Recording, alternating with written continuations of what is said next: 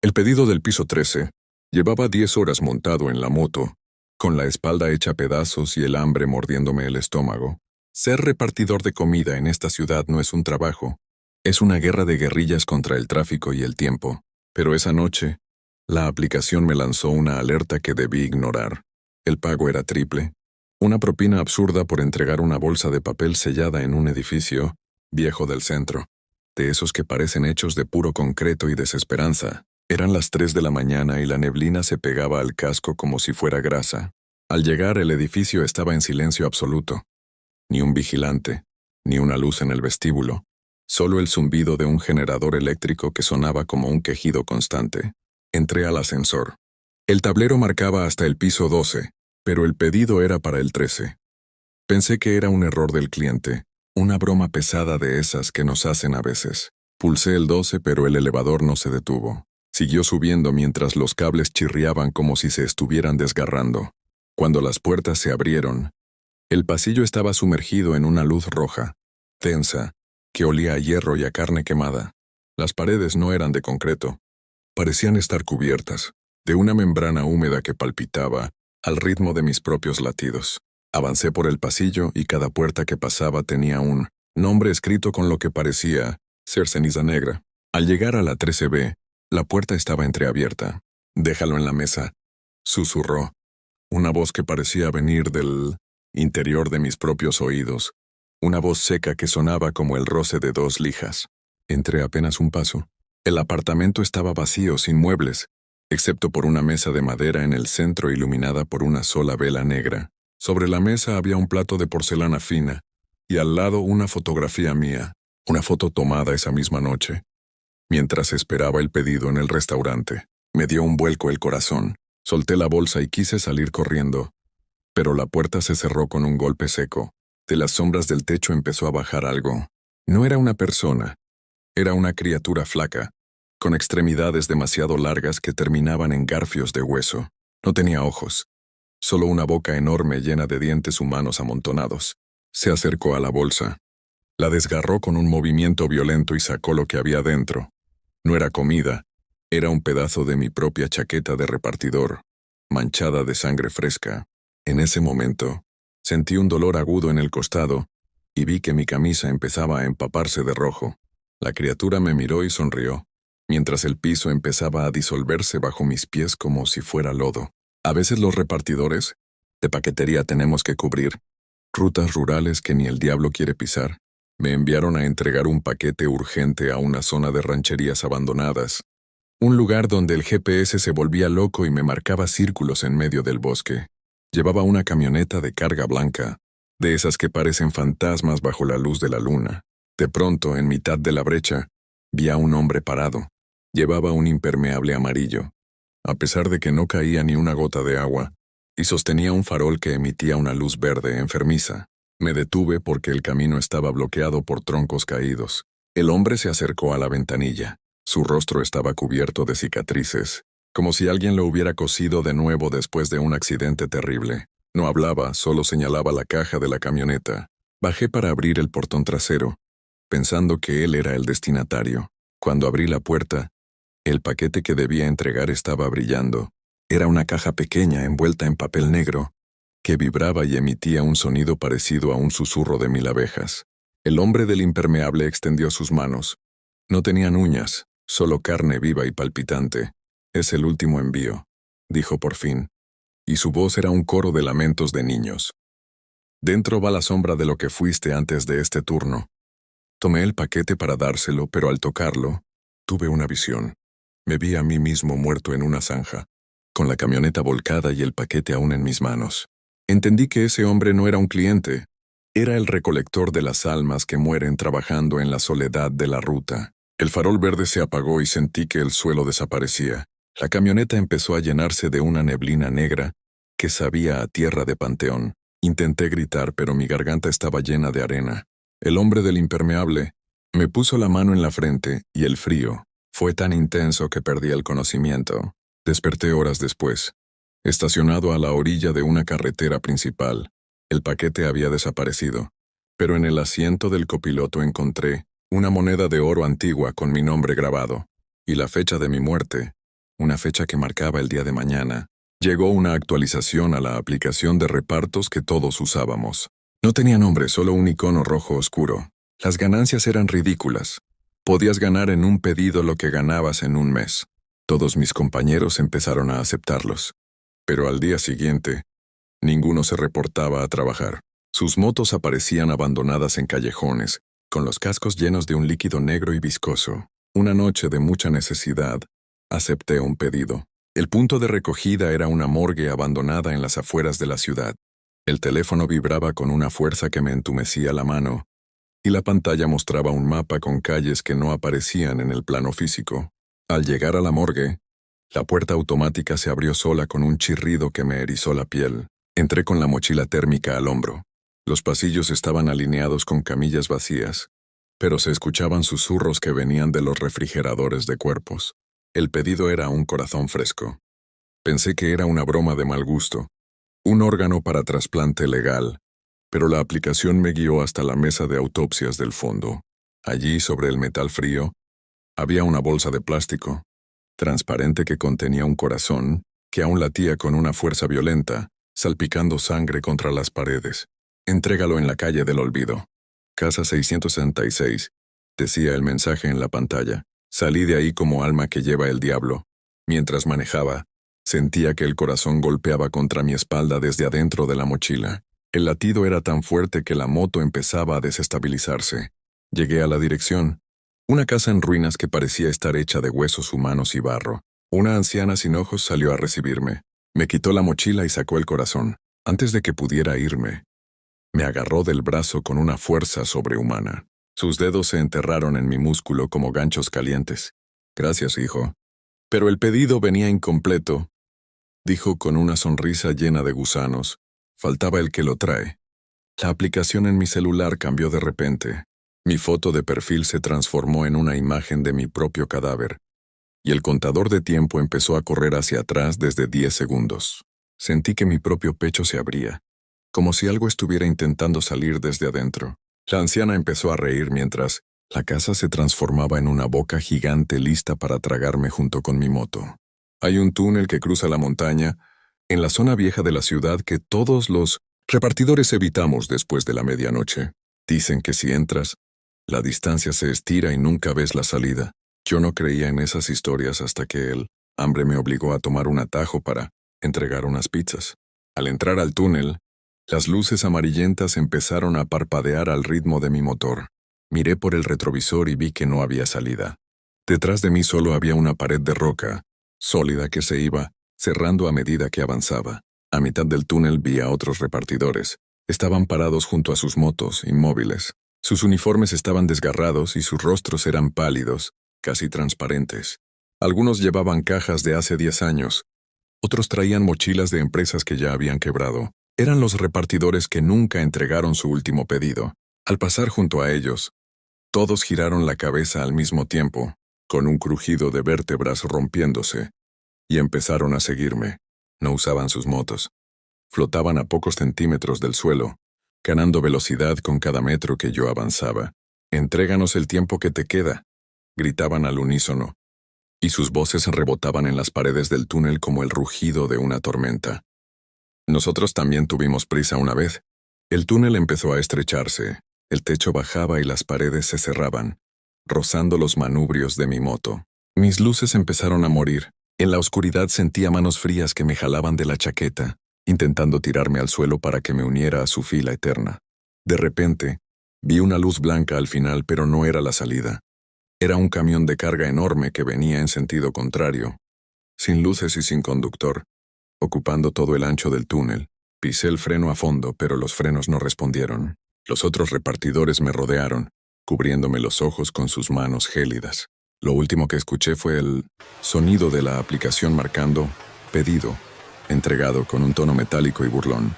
Al día siguiente mi moto fue encontrada en la entrada del túnel, intacta, con las pizzas aún calientes en la mochila, pero de mí no quedó ni rastro, solo una nueva silueta, pálida, que ahora espera en la oscuridad del túnel a que el próximo repartidor con prisa cometa el error de tomar el atajo. El kilómetro de los suspiros. Llevo 15 años quemando llanta en las rutas más peligrosas del país. Pero lo que acepté esa noche en la frontera no era un flete normal. Me entregaron una caja refrigerada sellada con plomo y una orden que me dejó helado. No apagues el motor y no mires por la mirilla trasera, pase lo que pase. El fajo de billetes que me soltaron era tan gordo que mis dudas se disiparon rápido. En este oficio el dinero suele hablar más fuerte que el miedo. Pero esa fue la primera vez que mi instinto me gritó que diera media vuelta. Apenas crucé el desierto de Sonora, el ambiente en la cabina cambió drásticamente. El aire acondicionado, que siempre mantenía el clima perfecto, empezó a soltar un vaho gélido que olía a azufre y a carne vieja. Por más que intentaba ajustar la temperatura, el frío seguía calando hasta mis huesos. Eran las 3 de la mañana, la hora del diablo, cuando el GPS empezó a volverse loco. La flecha en la pantalla marcaba que yo iba manejando sobre el vacío, pero frente a mis ojos, el asfalto seguía extendiéndose como una lengua negra e infinita. De pronto, el radio de banda civil soltó una carcajada metálica que me erizó los pelos de la nuca. No era la señal de un colega. Era un sonido distorsionado que venía de los altavoces de mi propio camión, una voz quebrada que parecía arrastrar piedras. Empezó a susurrar mi nombre completo y la fecha de nacimiento de mis hijos. Sentí que el corazón se me subía a la garganta. ¿Cómo podía esa cosa saber tanto de mí? Miré por el retrovisor interno y el alma se me cayó al suelo. La cortina del camarote se agitaba violentamente, y pude ver una mano pálida, con dedos demasiado largos, golpeando el vidrio de la mirilla desde el interior de la caja de carga. El camión se sintió pesado de golpe, como si la gravedad hubiera aumentado solo para mí. El motor Kenworth empezó a quejarse, soltando un humo negro y denso que cubrió por completo el parabrisas, dejándome a ciegas a más de 100 kilómetros por hora.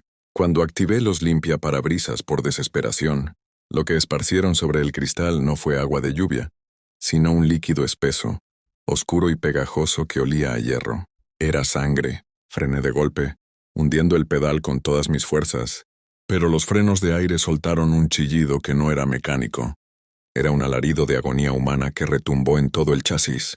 Estaba solo en mitad de la nada, con una carga que ahora pateaba las paredes de metal, con una fuerza sobrenatural, y un camino que ya no pertenecía al mundo de los vivos. El kilómetro de los suspiros acababa de darme la bienvenida.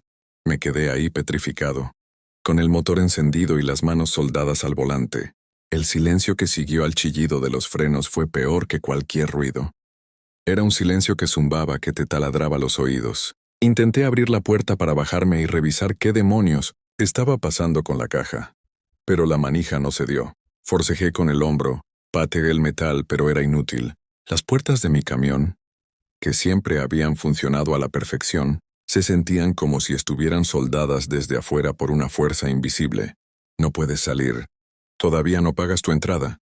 La voz volvió a salir del radio, pero esta vez no era un susurro. Era un grito distorsionado que hizo que los vidrios de la cabina vibraran. Miré por la ventana lateral y la neblina se había vuelto tan espesa que ya no veía el suelo. Pero entre la bruma empezaron a aparecer rostros. No eran personas completas. Eran caras pálidas que flotaban y se pegaban al cristal de mi ventana.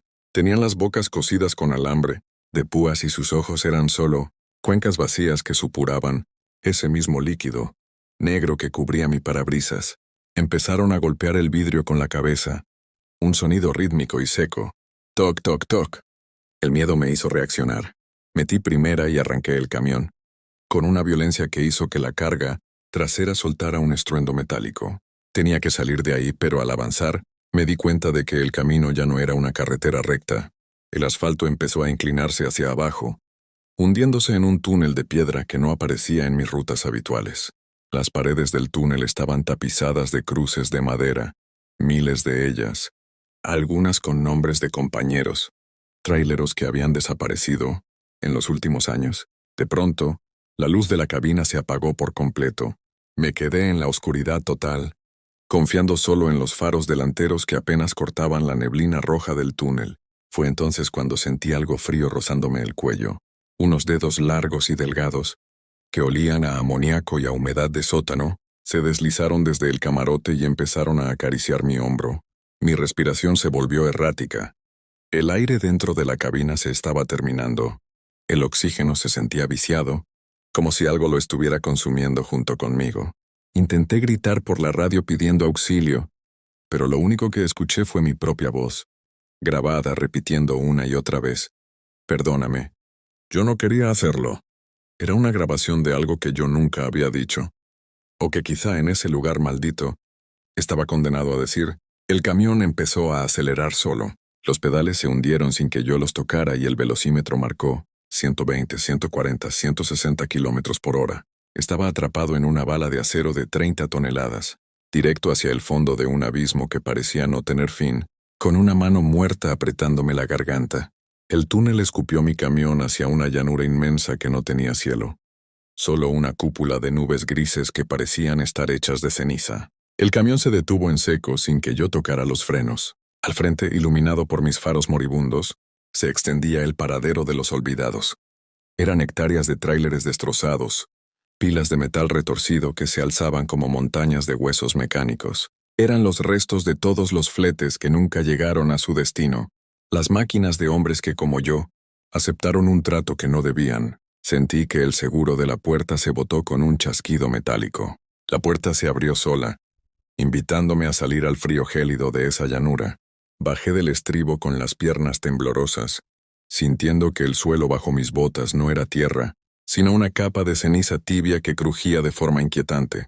Caminé entre los restos de los camiones, reconociendo logos de empresas que habían quebrado hace décadas. De pronto me detuve frente a un espejo lateral que colgaba de un camión volcado. Al mirar mi reflejo, el grito se me quedó atorado en la garganta. No era yo el que me miraba. Era una versión de mí mismo, pero con la piel grisácea y los ojos cosidos con el mismo alambre de púas que vi en las sombras del túnel. Mi reflejo levantó una mano y señaló hacia la caja de mi propio tráiler, que ahora estaba abierta de par en par. «Mira lo que has traído. Mira lo que vale tu ambición», murmuraron las voces del desguace, un eco que venía de los motores oxidados. Me acerqué a la parte trasera de mi Volvo. El sello de plomo estaba roto y la puerta, de la caja refrigerada, goteaba ese líquido negro. Al asomarme no vi maquinaria ni mercancía. La caja estaba llena de ataúdes de madera vieja, todos abiertos, pero no estaban vacíos. Dentro de cada uno había un recuerdo que yo había intentado olvidar. La cara de mi padre el día que murió, el accidente que causé hace años y que oculté, cada mentira y cada traición que cometí para llegar a donde estoy. En el fondo de la caja, sentado sobre una montaña de restos humanos, estaba el despachador. Era una criatura de una altura imposible, vestida con jirones de una lona de camión, cuya cara era una máscara de metal fundido. En su mano derecha sostenía una bitácora que goteaba aceite. Con un dedo largo y afilado, tachó mi nombre en una lista interminable. En ese momento comprendí la verdad. Yo no era el conductor de este viaje. Yo era la mercancía. Los ataúdes empezaron a deslizarse hacia afuera, rodeándome, mientras los conductores, muertos, salían de entre los fierros, viejos para reclamar su parte del flete. El despachador bajó de la caja con un movimiento irreal. Los otros conductores, esas sombras con ojos cosidos, formaron un círculo alrededor de mi camión. Ya no había escape. La carretera se había cerrado detrás de mí como una cicatriz. El frío era tan intenso que sentía mis pulmones cristalizarse. Para entregar esta carga, alguien debe ocupar el asiento, sentenció el despachador. La deuda se paga con el tiempo que te quedaba de vida. Ahora le pertenece a la ruta. Me ofreció una bitácora que goteaba aceite y una pluma de hueso. Si firmaba, mi alma vagaría en ese convoy de fantasmas por la eternidad. Pero entonces vi un destello en mi cabina. Era la foto de mi familia sobre el tablero. Ese papel era lo único vivo en aquel reino de muerte. En un arranque de desesperación, clavé la pluma de hueso en la mano de la criatura y corrí al camión. Los muertos soltaron un alarido que sacudió la llanura. Subí, cerré la puerta y el motor rugió con una furia sobrenatural. Metí reversa y aceleré a fondo, embistiendo ataúdes y sombras que intentaban frenarme. De pronto la realidad se fragmentó. El desguace desapareció en un estallido de luz y desperté en la carretera, bajo un amanecer gris. El tráiler estaba detenido al borde de un barranco, con las llantas a centímetros del vacío. La caja trasera estaba abierta y vacía. No había sellos ni ataúdes. solo un rastro de flores muertas desvaneciéndose al viento. Llegué a la siguiente gasolinera temblando. No había marcas de garras ni sangre en el metal, pero al mirarme en el espejo del baño el corazón se me detuvo. En mi cuello, justo donde sentí los dedos fríos, tenía grabadas unas coordenadas. El lugar exacto donde mi padre desapareció hace 20 años. El kilómetro de los suspiros no me dejó ir. Me dejó salir para que yo fuera el siguiente, en buscar a otro desesperado, por dinero y entregarle el mismo flete sellado. Ahora cada noche escucho la radio. No busco colegas. Escucho la voz del despachador, recordándome que mi contrato sigue abierto y que, tarde o temprano, tendré que volver para entregar la última carga. Mi propia vida. El cliente del piso cero. Ser repartidor de comida es aprender a leer la ciudad por sus sombras. Llevaba 12 horas en la moto, esquivando baches y lidiando con clientes prepotentes, cuando la aplicación lanzó un aviso en rojo. Era un pedido de una zona industrial que supuestamente estaba demolida. La propina era 3 veces el costo del envío, así que no lo pensé. Al llegar, me encontré con un edificio de oficinas de los años 70, rodeado de una malla ciclónica oxidada. No había luces, excepto por una pequeña bombilla parpadeante en la entrada, que atraía insectos muertos. Entré al vestíbulo y el olor me golpeó de inmediato. Era una mezcla de humedad, ozono y algo parecido a carne guardada en formol. El GPS me marcaba que el cliente estaba en el piso 0, pero el ascensor solo tenía botones del 1 al 10.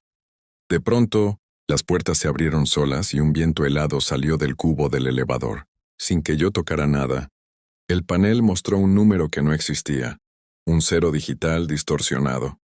Bajé a un sótano que parecía no tener fin.